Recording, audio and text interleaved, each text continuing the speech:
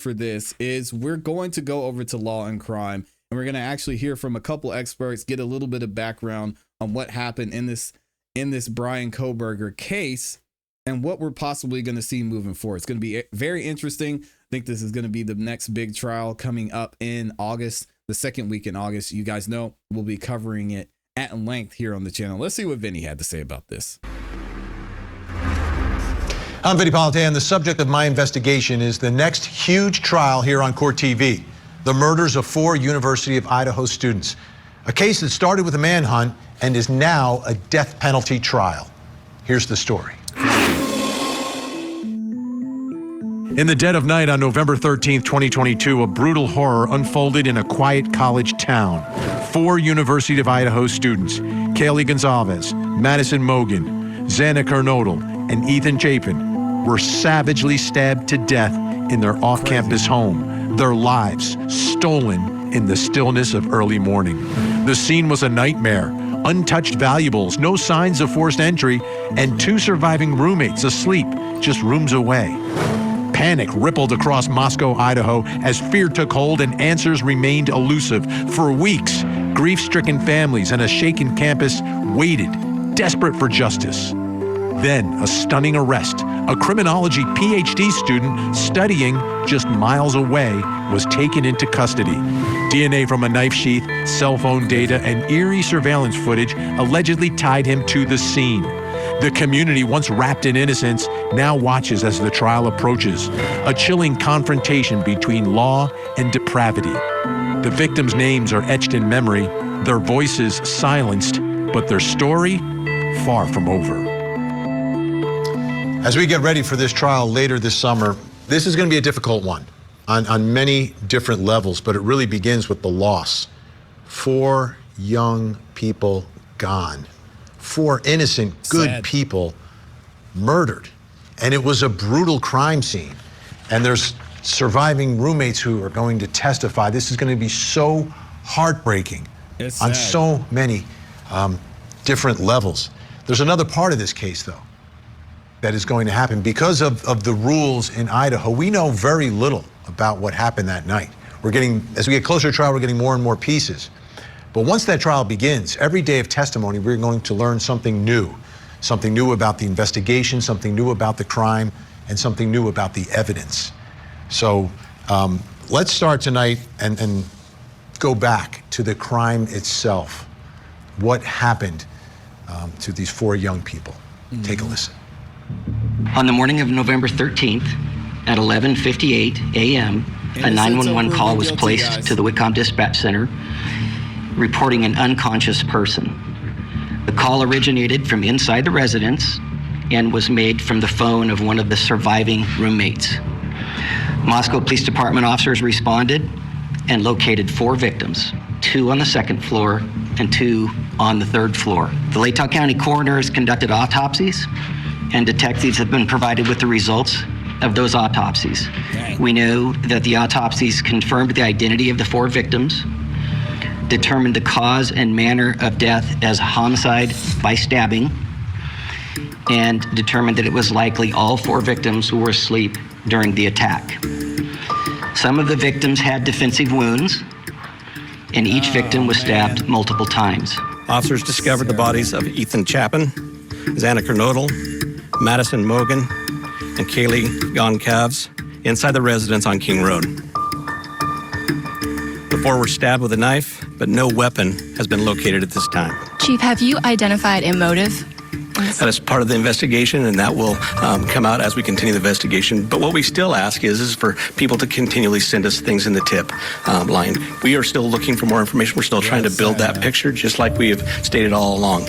We're putting all the pieces together, and that will help. This investigation is not cold. We get tips every day that are viable. Every single day, we get a good amount of viable tips, and those tips help us do everything from clear people who maybe there was some speculation about, to further some of the theories that we're working on. Eventually, we're going to narrow in on exactly what happened and who did it. Now they believe they know who did it. They've charged him with the 4 murders in this case.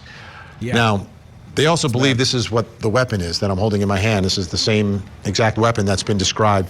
And the reason they believe they know what it is that the sheath that is holding this knife, this K-bar knife, was found at the scene. And that is the crucial piece of evidence, the DNA that they say they found on the snap here. But as I hold this, I don't even want to unbutton this and look at the knife. I can feel how heavy it is. But just to know that someone used something just like this to take those 4 lives in such a brutal, brutal way with a weapon. Yeah, again, we still have a lot of evidence we have to see, because most of what we're hearing is speculation. We don't know the exact evidence. We don't know. There hasn't been a murder weapon that was found. All we have is the sheath. Now, did a medical examiner verify that a K-bar was used during these attacks and eventual murders? We don't know that yet. Again, we weren't able to see the preliminary hearings, so we don't know about that there. I haven't seen the transcripts for them either. But let me know what you guys think about what seems to be the biggest piece of evidence surrounding this case, and that's the knife sheath with the DNA on it. Let me know what y'all think about that in the comments in the chat. Something like this. And that brings us to the first question in our investigation tonight.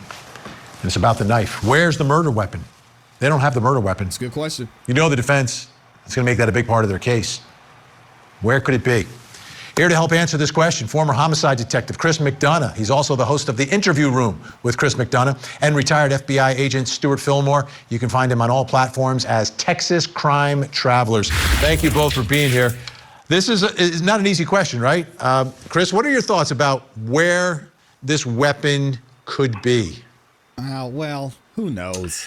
Well, Vinny, I think the first thing that we need to consider is, how important that weapon was to the offender.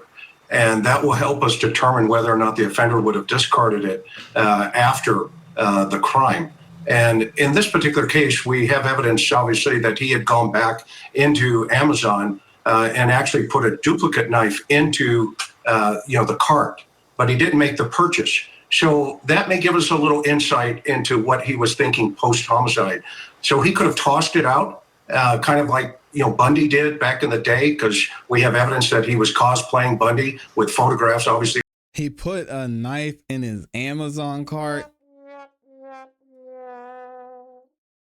Guys, I mean, come on. Have y'all put some crazy things in your Amazon cart? Y'all have to let me know in the comments. And again, why take the sheath? Why leave the sheath there? A lot of questions need to be answered.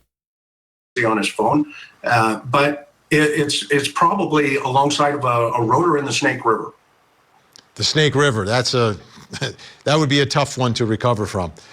Stuart Fillmore, what are your thoughts about, it seemed that if you believe the prosecution's version and you believe this is the suspect, there was some level of planning in all of this.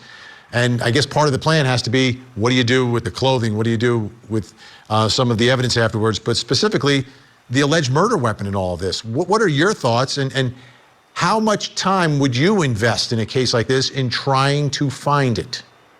At this point in the case, it's really all you're lacking. Well, you don't have motive, but you don't have to have motive. The murder weapon, you have the sheath, and then he's the Amazon attempted purchase. I mean, that's pretty compelling stuff there. But this would absolutely put this over the top if you could recover this weapon. It's just crazy for me to think that someone who planned this, and again, I'm assuming Bryan's innocent in this case, would have quote unquote got away with it if the sheath didn't exist. Like, come on. It just doesn't make sense. Again, we're going to see it play out in court, but it seems like there's a lot missing here and a lot of circumstantial evidence. Where did the knife come from? How did the sheath get there? Can we figure out who purchased it? Did he purchase a knife? Do we have him at a pawn shop looking at the knife? Again, there's just so much. When we talk about that area of the country, Chris, it's very rural parts of it are. We've had Cody Thomas drive those roads. We're going to talk to him a little bit later in the program about that. But it just seems like there's a lot of places that it could disappear, But it also seems that everyone out there, if they came across a knife, would likely call police because this is such a high-profile case. Nah. Yeah, I totally agree with you. And because it is, so damning, that type of evidence, I think the citizens would 100% turn it in. And which leads us to this other thought process. Does he have this, hidden someplace? Did he take it back to Pennsylvania, or did he discard it? I don't like this. Why are they assuming that he did this? I mean, come on. Again, I know Court TV. Hey, shout out to them. They still have some work to do, as big as the platform is. But why are we saying this like we know for a fact that Bryan did this? We don't. Nothing, not from anything that I've seen so far. I'm gonna stop it here. I'll leave the link to this full video in the description for you guys. Let me know what you think leading up to this. What happened in this case? What's the issue and what's the deal with the knife, with the sheath? Is this enough to actually be able to convict Bryan, or do you need to see more? Let me know what y'all think.